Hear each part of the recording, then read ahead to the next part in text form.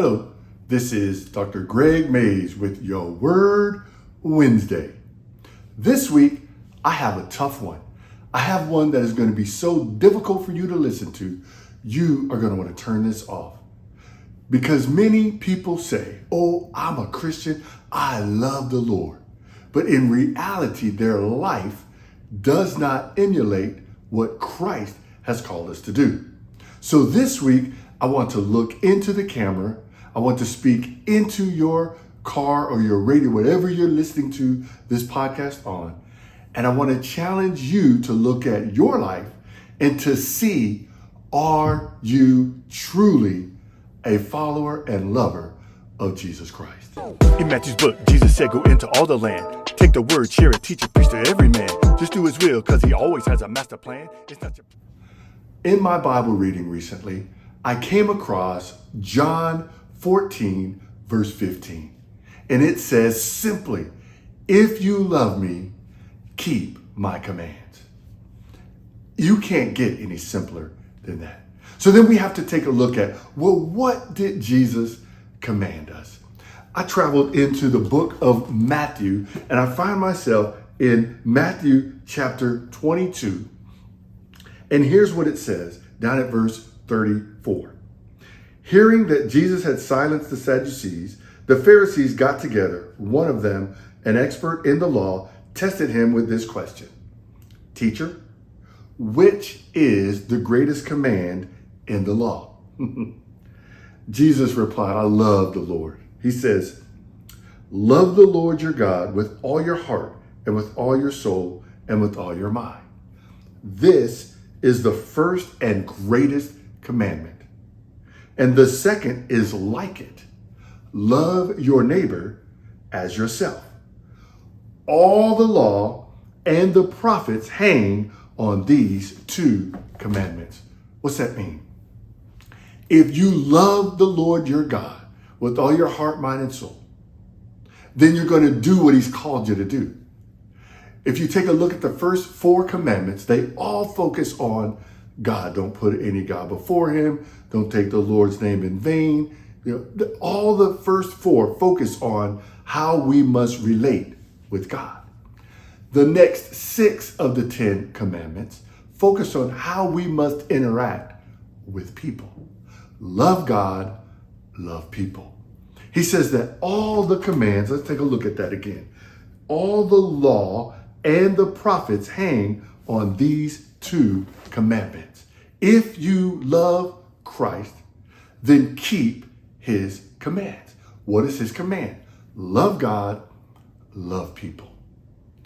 One of the things that I noticed as I'm moving through, and I had a conversation recently at breakfast with a friend, and what we talked about, and what I said was, here in the United States, we get our Christianity confused with our constitutional freedoms.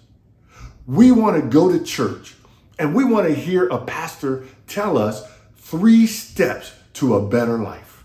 We want to hear a pastor tell us how if we just keep tithing, we're going to start getting cars. We're going to get houses. We're going to be able to go on all these vacations. If we show our love to God, then all these blessings, we just going to have blessings on blessings on blessings.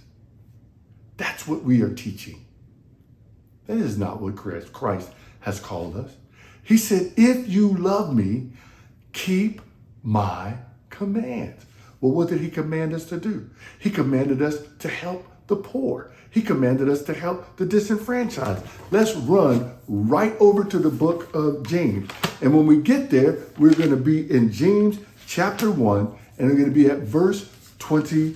I think it's verse 26. Let me take a look. I think it's verse 27. Let me look. Yeah, verse 27. James chapter 1, verse 27 says, religion that God our Father accepts as pure and faultless is this, to look after orphans and widows in their distress and to keep oneself from being polluted by the world. I've said this before in other platforms. I'm going to say it again right now. When we talk about taking care of orphans and taking care of widows, you have to understand in that society, the man was the one who took care of the family. Well, what does an orphan not have? A father. What does a widow not have? A husband. These are people who don't have someone to take care of them. As we move into our life, our society, we need to be looking out for the person who cannot look out for themselves. If you love me, keep my commands. Love your neighbor as yourself. So I want to look at you, Christian, and I want to ask you this question. Do you love your neighbor as yourself? Or have you decided that anyone who doesn't look like you, talk like you, believe like you, is someone that you need to push off to the side? Well, what did Jesus say about these things? He said, if your enemy, he said, pray for your enemy, right? He says, if your enemy does something to you, then you pray for them. You love on them. And in doing so, you'll be heaping coals of fire on their heads. You see, we're not supposed to be in a society that says it's a Christian society, and yet we do not love. Because Jesus said, if you love me, keep my commands. Pray for those who persecute you. Love your enemies. Do not despise them. For as far as it depends on you, live well with others. These are things that we read in our word. These are things that Jesus has taught us directly by somebody saying this is what Jesus said, or indirectly through the prophets, through the apostles, from people like Paul and James. So here's my tag to you. This is my encouragement to you. Love and don't question. Be forgiving. It doesn't mean that you have to completely forget. You can forgive, you don't keep bringing it up, but that doesn't mean you have to stay with that person, but you don't badmouth that person.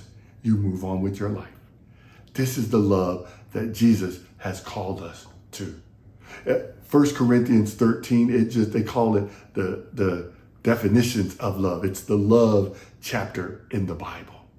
I want to encourage you to go and read that. Read the whole thing. Don't just read verses 4 through 7 or 4 through 8 or 4 through that little section that starts with love is patient, love is kind. Read the whole thing so you can understand the importance of if you don't love, nothing else matters. Paul says at the end there, now the only thing is faith, hope, and love. And the greatest of these is love.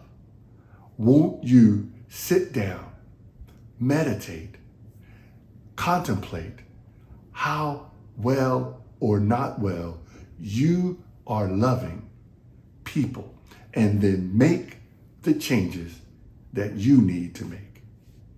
I pray that this is a blessing for you. And remember, stay strong. So what you waiting for? Someone to feel the pain some more? Cause you ain't share the love, the grace you found within the Father's care. To share the love of God is more than just a simple job. It's Christ speaking the off a Holy Spirit law. Share it.